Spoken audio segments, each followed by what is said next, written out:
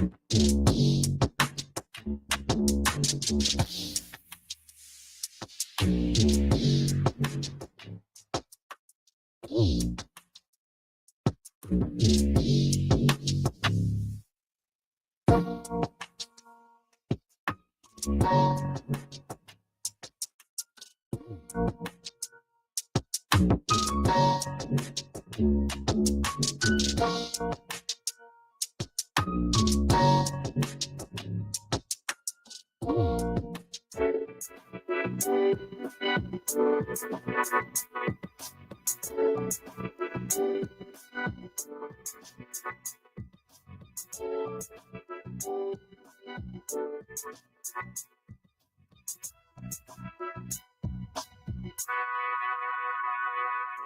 everybody, and welcome to A Balanced Life with Dr. Jackie here on Black Star Network. And today we are talking about the most important topic of your life, and it is the stress of stress and trigger warnings.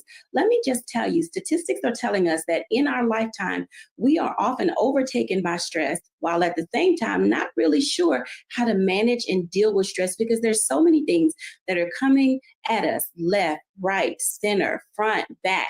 But today, our guest will give you some tips that you can use in order to manage that. We are joined today by Dr. Tierney, Stacey Owens, Katrina Smith, and we'll have a subject matter expert, clinical psychologist, Dr. Lisa Lowry Lomas, to kind of guide us along this journey of what does stress look like, how are we recognizing and approaching stress, as well as what are some of the trigger warnings that we are ignoring. I know we do. We ignore those trigger warnings and just leave them over there somewhere and say we'll get to them later. Today, we're tackling these tough topics. Welcome in, everybody. How's your day? It's going well. Good morning. Good. I am excited that you all are here because when I really think about the word worry, it's almost like the no word again. It's like, what are we all so worried about? You know, a lot of things are going on personally, professionally. There's a lot of banter in the world today. Social media is taking over. I'll start with Dr. Tierney. How, Dr. Tierney, I won't start with the how. Let's go with the what are people so worried about? Mm-hmm. Let's go with that. What are people so worried about? I think the simpler question would be not worried about. Hey. Because like you said, there is so much that's happening in addition to just our own personal lives. I know for me, when I look around at some of, just my sphere, aging, the changes in our health, we may have aging parents, aging grandparents, and facing retirement, and what am I going to do next, and what does that look like? I'm too young to be old. I'm too old to be young, and all of those things, and just the day-to-day, life, career, paying bills, kids, new kids being born, kids leaving the house, and empty nesters, and just there's a lot that just happens in our personal lives, that can bring us a lot of stress that comes with a lot of those transitions, those natural transitions. But in addition to that, this year has brought us some surprise. There's a lot that's happening in our government, in our country, with our leadership, with the some of the institutions that we never thought we would see be attacked, like the Department of Education, and just, everyone thought like you get a good federal job and all of that has been just upended. So with all of those changes, all of those transitions, it's almost like, what is there to not be stressed about almost? That worry can really take its toll on all of us. Katrina, what are we worried about, or what are we not worried about? We're worried about everything, right? We're worried about our kids. We're worried about their education, as Dr. T mentioned. We're worried about how we're going to pay our bills next month. We're worried about what's happening in the country. What are happening to the least of these, right? So there are a lot of things that people are worried about. They're worried about their families, homes, bills, children, eating, the cost of eggs. There is so much to worry about. But during this time of worry, we can rest assured we know somebody who will help us along the way. And so we trust and believe in our God, that we know that this too will pass. And so we have to start finding comfort or finding different avenues that help us with this stress during this time. That's a very interesting sentiment. I'm gonna come to Stacey in a second, but I do recognize that, one of the phrases that we often hear a lot is that we're not new to this, we're true to this. Because for our culture and our generation and generations past, we've been taught some things and been told how to make it through when there wasn't really enough. And so oftentimes our worry comes in different phases and stages about a variety of things, and the list can go on and on. Stacey, what are some of the things that people are worried about, or, as we said, was not to worry about? I think the other two ladies covered the list.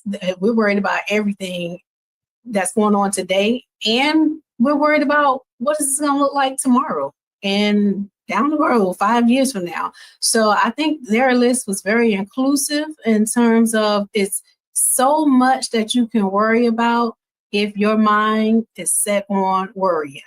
I think the best thing to do is to figure out, what are the things we can control and shift our minds so that we're not worrying about it, but we're thinking about it from an aspect of how is this impacting me and how can I change how it's impacting me?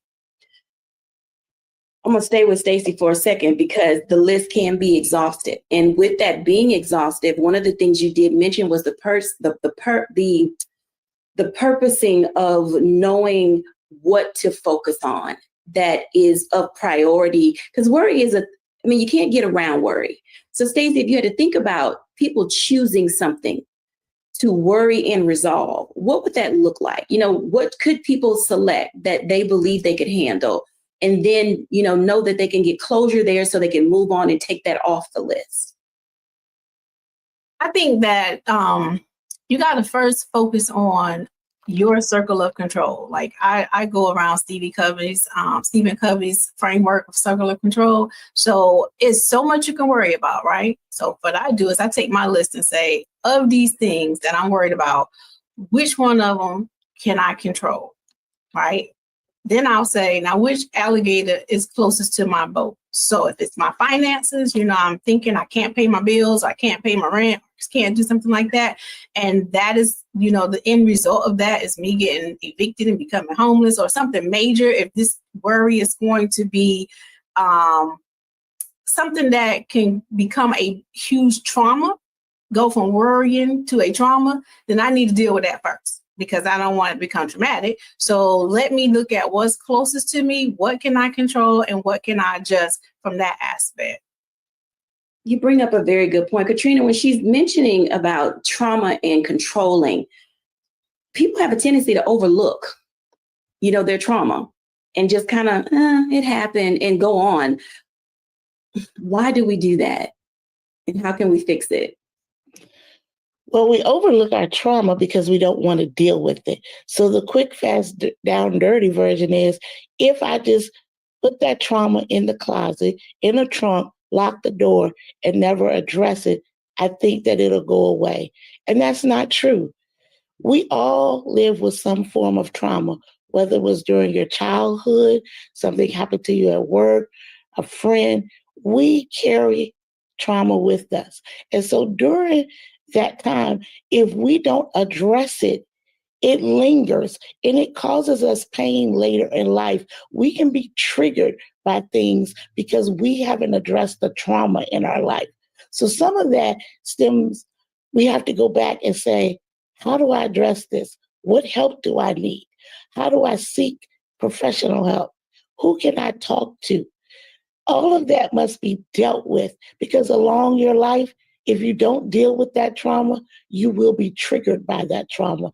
And when you are triggered, it can cause great pain. There's a saying that says, hurt people hurt people. You must address your trauma. Okay, Dr. Tierney. Addressing trauma is one thing, but having the maturity to do that is something quite different. At what stages of growth and development are people even prepared and ready to deal with their issues around trauma and unresolved issues and the stress associated with it? To answer that question, I want to back the train up a little bit, because both Stacey and Katrina mentioned, Dr. Stacey and Katrina mentioned something, control. A lot of times we are so stressed out because we are trying to control things that are outside of our sphere of control. We cannot control what, the weather does. We cannot control, what our government, does. We can do what we can, write letters to our senators, our House representatives, but we cannot control a lot of the things that we are stressing about. And the things that we can control are usually the things that we ignore. Hence how we get to these triggers and these traumas, because the things that we can control are the things that we're overlooking. We can control our spending and what we purchase, whether we may feel like we can or not, we can.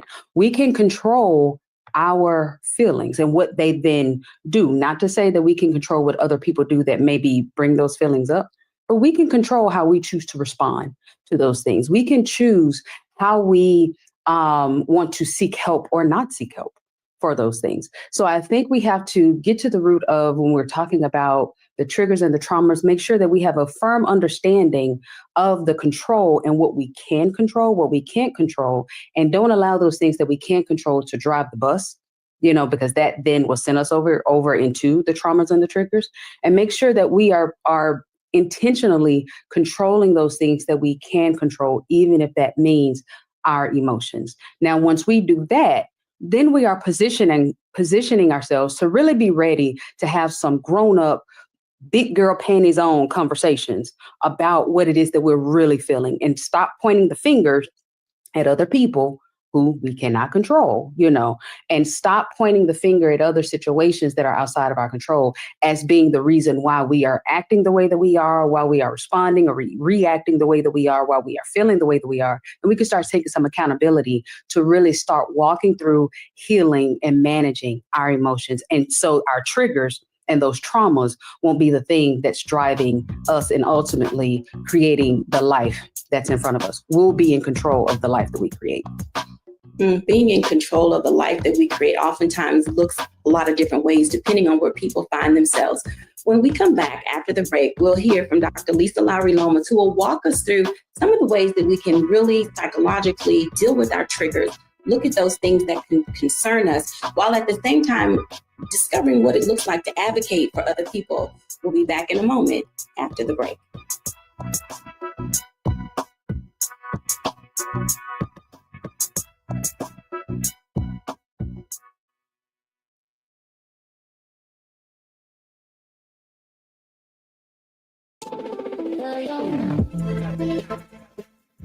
Hey y'all, welcome to The Other Side of Change, only on the Black Star Network and hosted by myself, Bria Baker, and my good sis, Jamira Burley.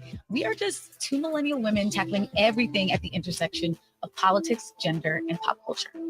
And we don't just settle for commentary. This is about solution-driven dialogue to get us to the world as it could be and not just as it is. Watch us on the Black Star Network, so tune in to The Other Side of Change.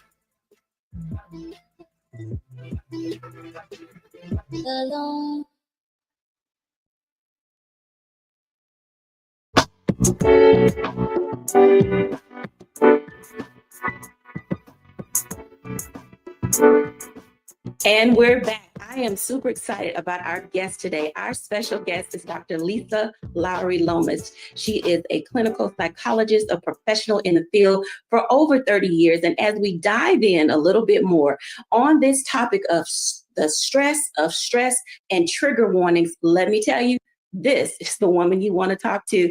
Hi, Dr. Lisa. Hi, I'm well. How are you doing today? I am doing well. I am so glad that you are here with us today. So tell our audience a little bit about who you are and your practice, and then let's kind of dive into trigger warnings and the stress of stress. Okay, thank you so much. Thank you for inviting me. I'm so excited to be here and to be able to engage with your audience. I am Dr. Lisa Lowry Lomas, and I've been in the field of psychology for over 30 years. And in private practice for 23 years. My practice encompasses individuals, couples, small groups. I have contracts with corporations, nonprofits, in order to work with their staff and help them strategically plan. I have my practice ranges, it's very eclectic. So it ranges from stress management to trauma to relationship to life adjustment disorders. So it's a hodgepodge. And I'm just very grateful to be able to walk people's journeys. The tagline to my business is learn to live and not just exist. And that's always my focus and goal. I think that those are very important qualities and things that we bring to the table in a business. And because you've listed, who you work with in this society today, people are triggered by so many different things. And oftentimes they don't know what to look for, what to look at, or understand really what's happening with them. Can you share with our audience what it looks like to, I was going to say, really be in stress, while at the same time, how do you cope with stress? Because sometimes you just can't get rid of it. It's a part of daily living because of all the things you mentioned related to trauma and tragedy and compounded life issues. 100%. In our society, in the United States of America, we are constantly going. Most people that live here, our culture is we live with stress. We carry it around with us every single day. And as a result, oftentimes people don't realize when their stress has increased. And so the first thing we have to do is recognize we're probably at a constant state of elevation. And so the intentionality and deliberateness of relaxing and letting things go is critically important to incorporate into our regular routines, our daily schedules. So making the intentionality to release and relax and breathe. One of the first things that happens when we become stressed and triggered is that our breaths start to become more shallow. And so we don't breathe as deeply. And so if you even remotely think that you are feeling an additional amount of stress, you can do a check-in by just pausing and just kind of checking in on your breathing. Is your breathing shallow? Are you deeply breathing from your diaphragm, or is it just very shallow from your chest? We also can find that perhaps if we're being triggered and unconsciously, because oftentimes, again, we carry it around with us, we may be a little crankier. We may sleep more. We may sleep less. It all depends on the person. We can find that our routines that were just normally a part of our lives become more challenging. Our interpersonal relationships maybe we have a little less bandwidth for grace and patience. Those can be small signs that let you know, maybe there's something going on with me. Your things that you enjoy doing, your favorite things aren't quite as enjoyable. And so those are just small signs that maybe I need to slow down, or the stress that I'm used to carrying is at a higher and greater level. Thank you for sharing that. Oftentimes people don't recognize the very things that you stated. And we are in this go, go, go. I got to get it now. I need to achieve my goals, my dreams, my aspirations. And we're like, can you just settle down? Take a moment to breathe. And so people who are, I tickle myself with this because sometimes I find that I work well under pressure, but people who are constantly under the state of stress and pressure, how detrimental is that to health? And what are some of the health warning signs that people may be able to identify? It's like, I need to see a psychologist, or I need to go see my medical doctor. Oh, I love that you said that, because oftentimes clients are telling me that they rise to the occasion. I do my best work when I'm under the greatest amount of pressure. Well, let me tell you what that's putting stress on your heart. It's putting stress on your brain. It's putting stress on your body. So the mind-body-spirit connection is huge. It's a reality.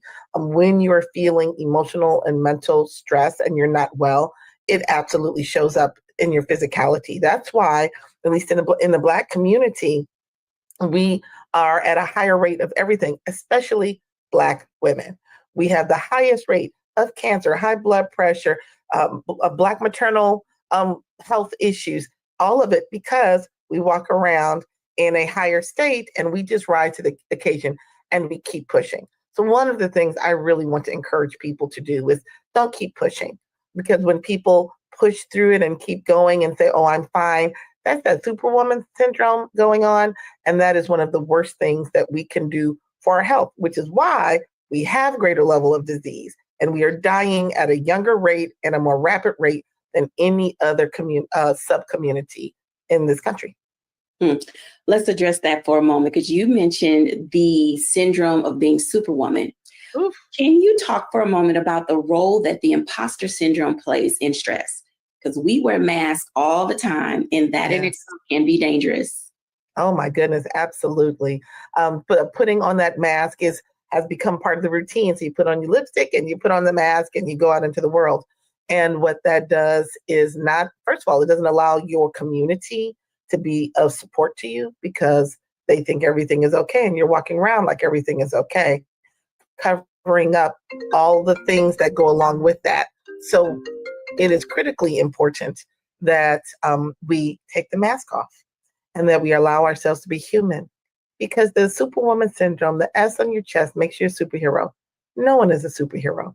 We are all human. Walking around as though life is perfect is because we feel like imposters and because we're pretending. It doesn't do any good, doesn't do you any good. And again, it doesn't allow for the people in your love circle to support you. I mean, we are here in community. And so it is okay to say, I need some help and support. And I also want to encourage the royal you, I want to encourage everyone to know when it's time to reach out for some help from your partner, to reach out to a medical professional and a therapist. There is room for your pastor, your therapist, and your coach. We all work collaboratively to support people on their journey in life, to have balance and, again, to live and not just exist. And so I encourage everyone to have all three in your life. Thank you for sharing that. On another topic that is near and dear to a lot of people who have kids and who have raised children and now raising grandchildren, oftentimes the issues of the parents and things that are going on in the home show up in the classroom. And so our students aren't necessarily getting the advocacy help that they need, nor are they receiving the academic help that they need. In what ways does the role of psychology and school counselors and psychologists on school campuses, how can they help not only the parent, but the teacher and the student achieve the success they're looking for? Oh, that's a wonderful question. Children in particular, are looking for the adults to help support them in their world. And they often react to their environment and they react to the adults and expectations that are created for them.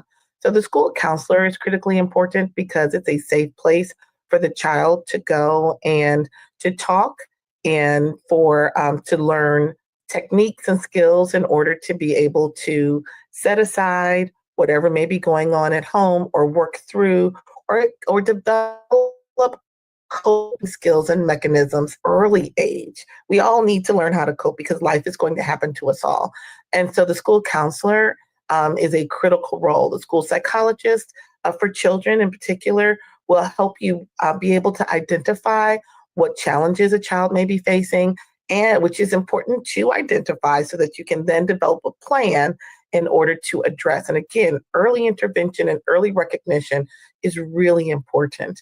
And then as the child gets older, and we're talking now high school, teenagers, even college age, having the support system of faculty and parents in order to engage and help the parent and to set aside their own issues. We all have issues, and it's okay. Oftentimes parents, what we parent through our issues. And so knowing what our own issues are is so important so that we can see it when it comes up. And so we're not parenting through that lens, but we're parenting through the lens that best helps our children. One of the things that parents do is see their children as an extension of themselves. And actually, they're not. They're their own individual people.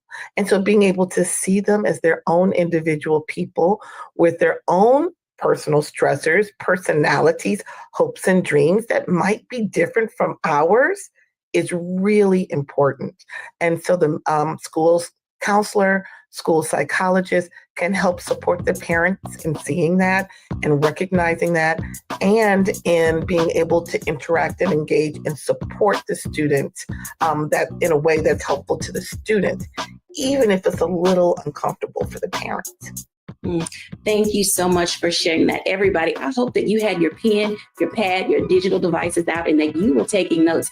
If you'd like to connect with Dr. Lisa, you can reach her at www.lisalistens.org. We'll be back in a moment after the break.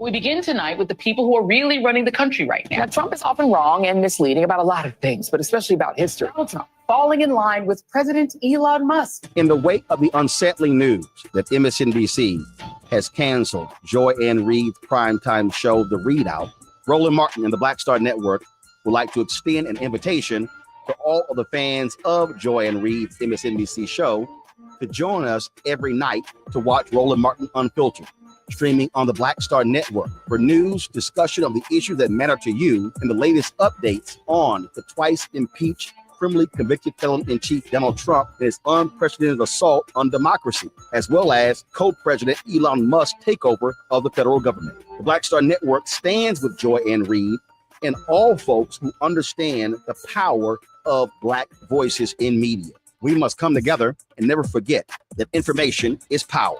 Be sure to watch Roland Martin Unfiltered weeknights, 6 p.m. Eastern at youtube.com/Roland S. Martin, or download the Black Star Network app.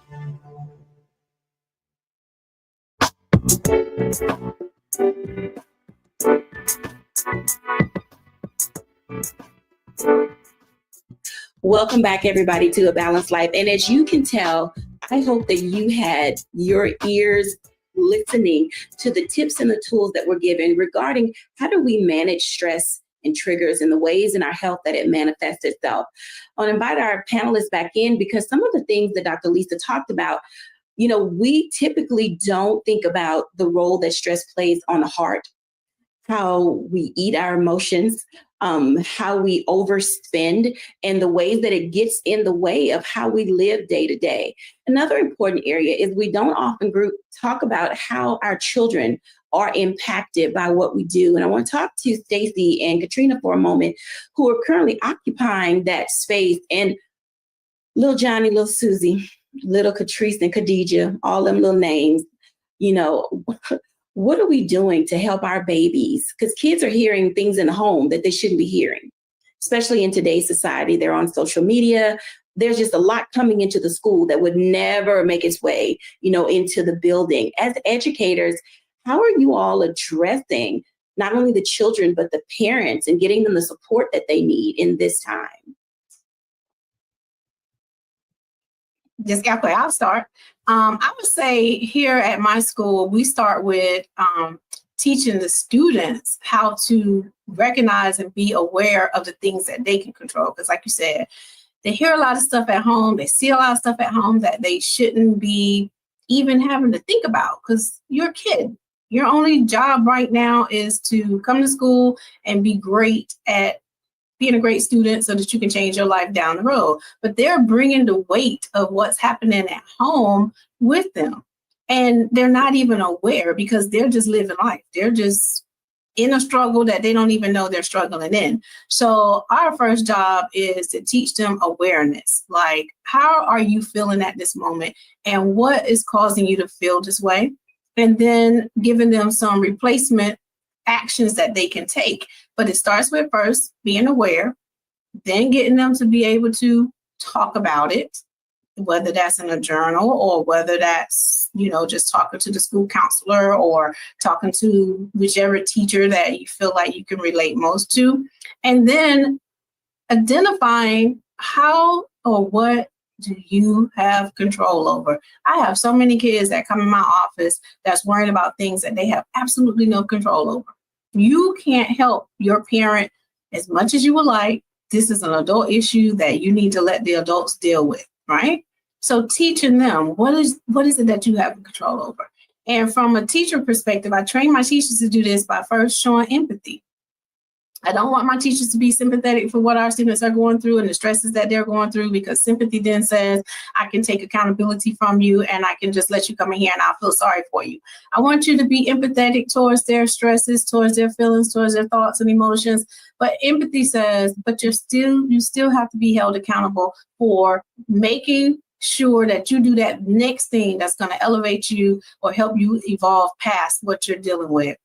Because the key is we got to keep moving. You can't get stuck in stress. You can't let the stress overtake you or overwhelm you to the point where you stop doing what the things that you need to do to grow as a person. Katrina.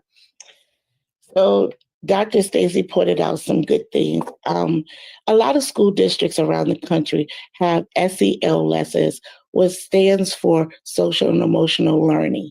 I would encourage parents to ask for the curriculum so that you could see what they are being taught when it comes to those lessons so that you have an awareness. In education, we definitely hope that teachers show empathy, as Stacey alluded to. But some of the things that you could ask for as a parent is, who is the trusted adult? Ask your child, who is their trusted adult at school? If something was to happen, you became uncomfortable, you became stressed, who would you go to? Every child should have a trusted adult at that school. Make sure you as a parent are aware of who the school counselor and psychologists are at your building. Reach out to them. Have a conversation, especially if you identify that your child may be under stress, so that they can monitor and step in while that child is away from you. Ask your school, do you have a wellness or a calming room? A lot of schools have that, where your child may go when they become stressed and need that 10 to 15 minutes to cool off. There's a sensory room, maybe, and that allows students to go and use sensory items to help manage the stress of what they're going through during that time. A lot of schools also have peer groups that meet, that deal with some of the stressors. Maybe your child's going through a divorce. Maybe they lost a close loved one recently. Maybe they're stressed because they just moved. A lot of school districts have peer groups where students are able to get together and they have a certified teacher or professional that meets with them to help them manage and go through the stress. Also ask, there are PTAs out there, PTOs at your school has. Do they offer mindless programs, stress relief programs that your students can sign up for to learn how to manage stress, how to do deep breathing, how to journal?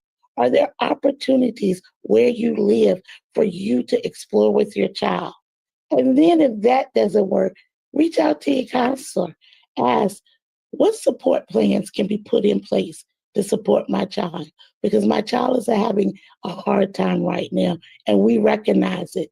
Have that conversation to ask, what have you seen at school? Reach out beyond the school to get the help they need.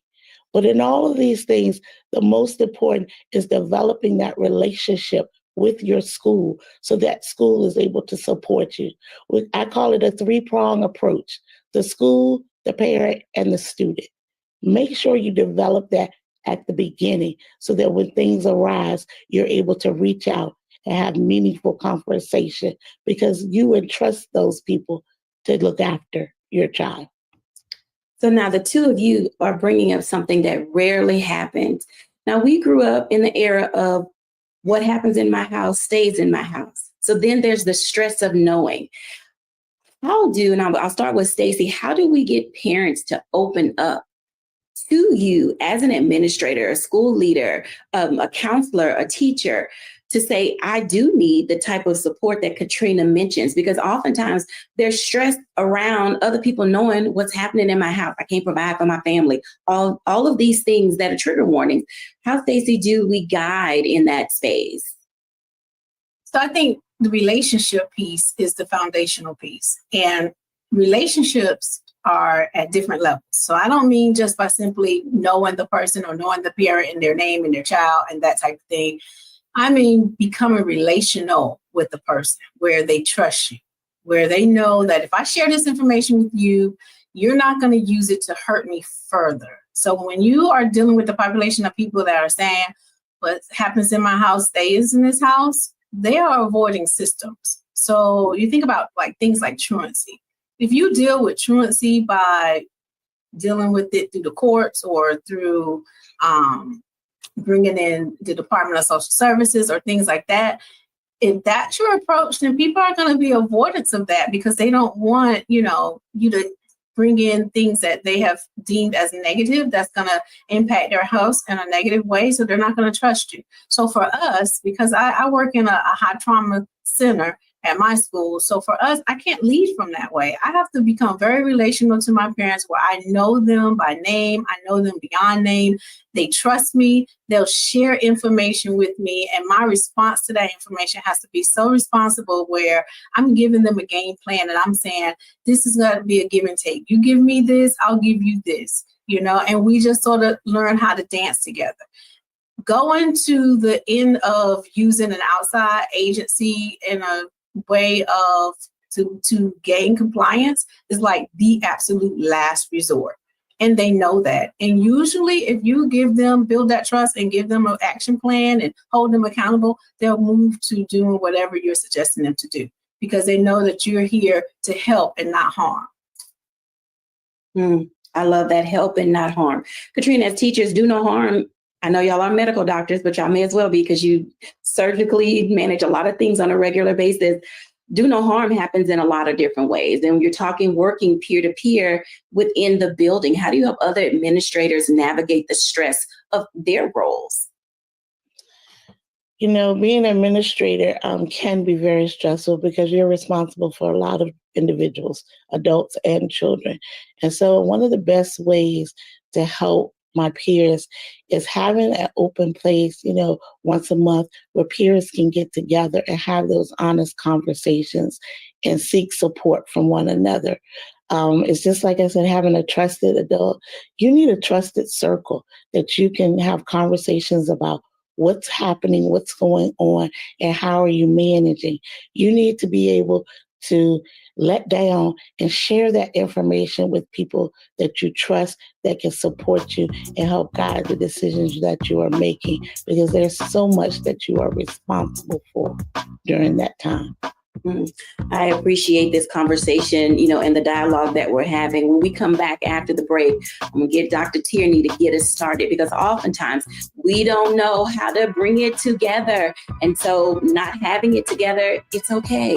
I remember there was a book called It's Okay to Not Be Okay. And so when we come back after the break, we'll dive right in. We'll be back in a moment.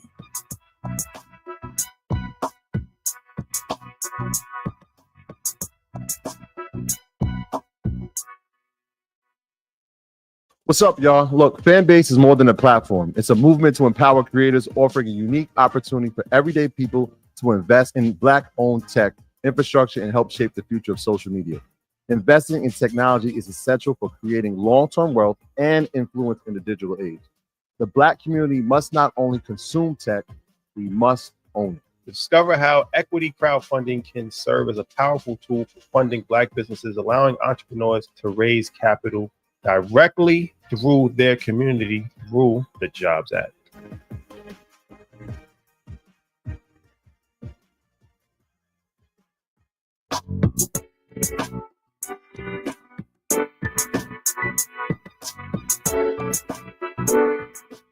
Welcome back, everybody. And as you can tell, the stress of stress and trigger warnings can oftentimes leave us debilitated.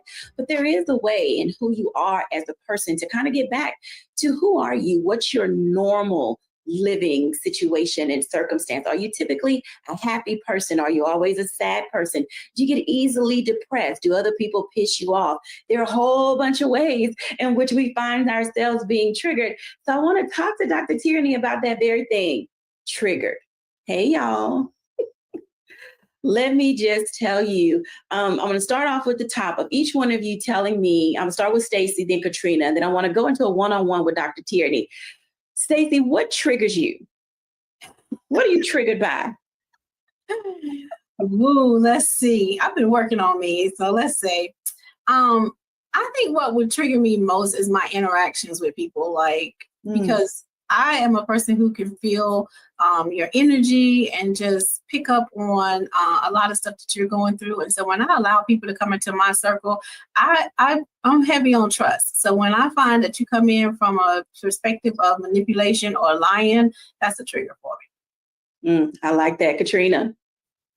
Okay, we don't have enough time for my triggers, so we're going to keep it short and sassy. I'm triggered, I guess, because I expect me out of other people when it comes to work ethic. And it triggers me when you don't do your work. That's a trigger for me. I'm also triggered by people who talk about people. That bothers me to great end. Interesting. I love those because I think a lot of people, as they're listening, will be able to say that those 2 things or 3 things that you've mentioned also are relevant to them. So, Dr. Tierney, let's talk about these things. You can tell us what triggers you, and then let's talk about how people can identify and approach to those triggers, because you can't change people, and then people have to want to be changed. But at the same time, there is some work that can be done on the inside. Absolutely. So in terms of what triggers me, as Dr. Stacy said, I've been working real hard on me. And honestly, there's not too much that triggers me anymore because I don't give the trigger the power. And I think the number one thing I really want you to hear me say, Sugar, your triggers are your responsibility. The reason why we are triggered oftentimes is because we're giving the power and the responsibility for that thing to the other person. If you're bothered by it, then it's your job to do something about it. It's your job to sit with yourself and say, why is that? Why am I feeling? What am I feeling? Now, hold on, and actually do that work. So a lot of times we are triggered and we're walking around triggered and we're making other people, responsible for our triggers. And we're saying, well, they triggered me and they triggered.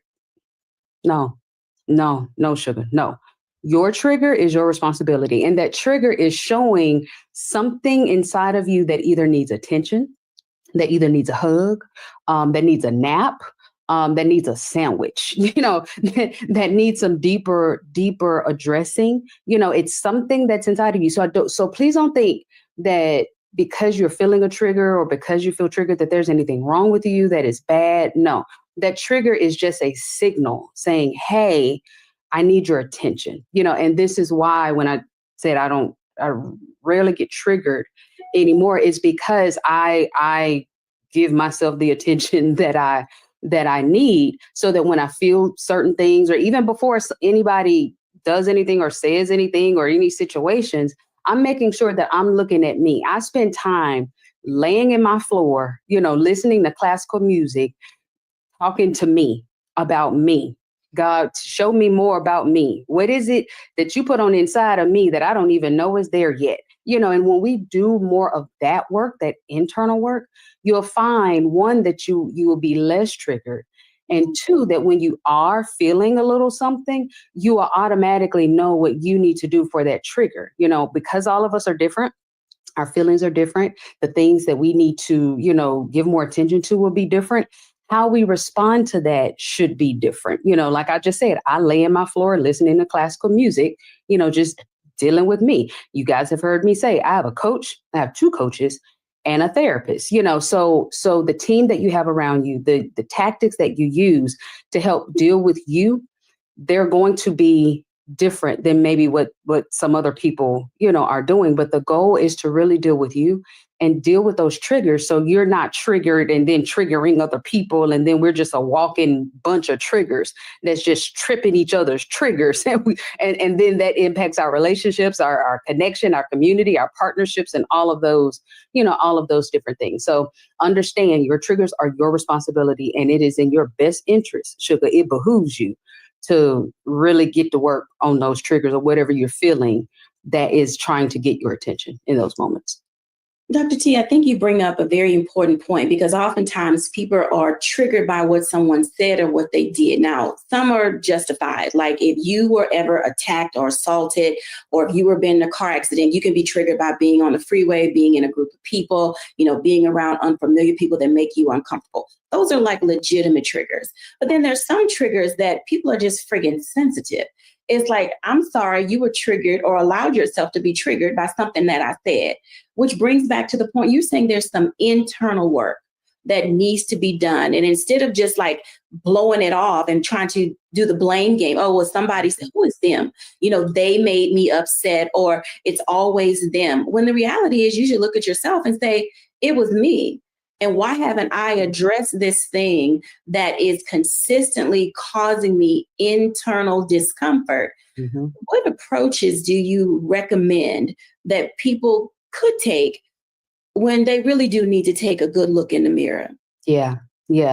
Again, this goes back to what triggers you. Mm-hmm. What is that trigger trying to tell you? Mm-hmm. And then that's going to tell you the actions that you need to take. So just like you just said, there are some things where, it may be, some PTSD from, being violated, or having your car stolen, or, home broken into, or, vets who went off to war and now loud sounds and it triggers or, respond to them and things like that. Even in those type of situations, it's like, all right, let me take that to my therapist, my counselor, my doctor, and let them know that, hey, when this happens, I feel, or I sense, or I think, and then getting that professional help for that trigger, and I think that's the layer that a lot of us skip out on, because we normalize a lot of these things. We make some of these things just even a part of our identity. Well, that's just how I am. That's just what I do. No, sugar. That is a trigger to something that you might have experienced as a kid that then, we normalize. There are even some triggers, if I can even go here, that we've made a part of our identity. So like the strong Black woman trope, that identity has normalized stress and pressure and, feeling like we're burning the candle at both ends. And, and so as soon as something happens, we got to throw on our cape and we got to show up, and that's a trigger that has been normalized in addition to the identity that we have adopted a lot of. And I say we as Black women, that a lot of us have adopted as this strong Black woman, and not knowing that we're really just walking around in triggers, and so even that could be something that you need to take to your counselor, take to your coach, take to a therapist to say, hey, I don't know, but I feel, or I'm noticing that I'm overwhelmed a lot, or I'm noticing that when somebody says this, then I start to think that, or I react like that, and not just assuming that everything that you do, everything that you think, everything that you feel is right. Okay. Or that it is just, oh, well, that's how we always do it, or just normalize it. Open yourself up to the possibility that there might be a different way to live. There might be a different way to function that might be healthier, that might let you be happier, that might be less stressful, that might be more efficient. I think we get into these spaces because once we've normalized it, then we shut down the option that there's another way of living. And we can do this even with our professions. There was no way I was going to be an entrepreneur. That was not the way of living for me, until some stress happened and some trauma, happened, that God used that to show me, hey, there's a different way of living. But I had to deal with the stress. I had to deal with the triggers. I had to deal with the traumas for me to then open myself up to see, oh, there's a different way to be. There's a different way to live. There's a different way for me to function, so it doesn't always have to be these severe situations, it can just be in your day to day. This is how I've always managed my budget. This is how I've always, looked at my career and my job. And, because that honestly, talk about that. A lot of us are getting our identity in that performance piece, and we feeling like we have to perform, and that pressure of performance is causing us a lot of stress and sending us over into some mental health situations, simply because we haven't allowed ourselves to think of another way of being that removes the stress and that trauma and that pressure from our lives just on our jobs, and so it's allowing yourself to be open to a different way of being that we might not have ever considered before, instead of just turning your nose up at it like, oh, why they do that? Think about, well, maybe let me try that. Maybe Maybe just because grandmama did it and mama did it, maybe they wasn't living in 2025. They didn't have the level of responsibility that I have. They weren't the CEO of, they don't have that many kids. They didn't have that. So maybe I need to consider a different way than how mama did it, how grandmama did it, so that I can do it in a way, live in a way that is less triggering, less pressure, less trauma, less stressful for me. And so once we allow ourselves to do that, we'll be better able to see what adjustments we need to make, who we need to include, a coach, a therapist, a counselor. Even if we need to, okay, well, you know what? I need a mild antidepressant for just to help me navigate this season, just to, or maybe it is, I have a mental health illness. I have a mental health disorder that I did not know about until all of this pressure hit me. And I've just been ignoring this illness that I've had the whole time. But now I can't ignore it any further. And I need medication. I need to see a psychiatrist. I need to get this under control. So what I thought was them and that trigger, and they triggered me. No, sugar, that was that, major depressive disorder. That was that bipolar 2. That was that severe anxiety that you might have always had, but just didn't allow yourself the space to do the internal work, to identify it, and then get the help that you needed. So if anything, I would say, sugars, just allow yourself the space to look within, not without. Look within. Ask yourself what's really happening here, and then give yourself permission to get the help that you need, to make the adjustments that you need, knowing that you have to live with you. This ain't about them, they, or that. This is about you doing what you need to do for you so that you can be healthy, happy, and whole. Healthy, happy, and whole comes in a multitude of ways. And so I'll bring everybody back in for a second, and then I'm going to do my reflection, because I'd like, if you could, give our audience, the three of you, do the work where. Everybody has some work to do, and maybe what you say will help someone figure out their launching point to manage their stress, deal with the issues, and not be triggered. So, Katrina, do the work where? That's so hard. Do the work on yourself. Do the work on yourself. Where? Journal. At home, by yourself, in a peaceful spot. Find somewhere that you can be at peace by yourself so that you can do the work. Absolutely. Stacey? I would say do the work first by knowing, don't suffer in silence. So what is within you, or how can you get yourself to a state that you can feel comfortable with reaching out and sharing and discussing and finding some external help that will help you be able to move beyond where you're at right now? Absolutely. Dr. Tierney? Yeah, do the work in community, the right community. It's safe space. That could be, again, a coach, a therapist. Y'all, I'm going to say that till I'm blue in the face. Get a coach, get a therapist. We all need somebody.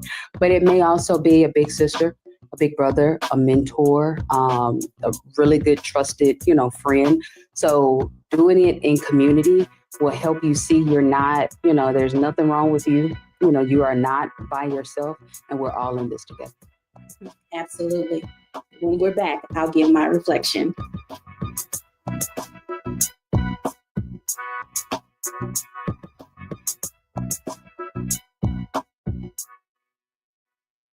Hello, I'm Isaac Hayes III, founder and CEO of Fanbase. Listen to what I'm about to tell you. The window to invest in Fanbase is closing. We've raised over $10.6 million of our $17 million goal. That means there's room for less than 6,370 people to invest in Fanbase for the average amount. The minimum to invest in Fanbase right now is $399. That makes you an owner in Fanbase today. Go to startengine.com/fanbase to invest. Why? Because current social apps have taken advantage of users for far too long, with content suppression, shadow banning, harmful racist content, and no real tools for monetization and equity. Fanbase has over 1.4 million users and counting, allowing anyone to reach all their following and monetize their content from day one. Social media is the new TV, and whoever owns the apps that distribute that content have the opportunity to own potential billion-dollar companies. While big platforms with uncertain futures are failing to serve their users, Fanbase is stepping up to fill the gap. Don't wait until it's too late. Invest now, invest for yourself, and your future. Go to startengine.com/fanbase and own the next generation of social media.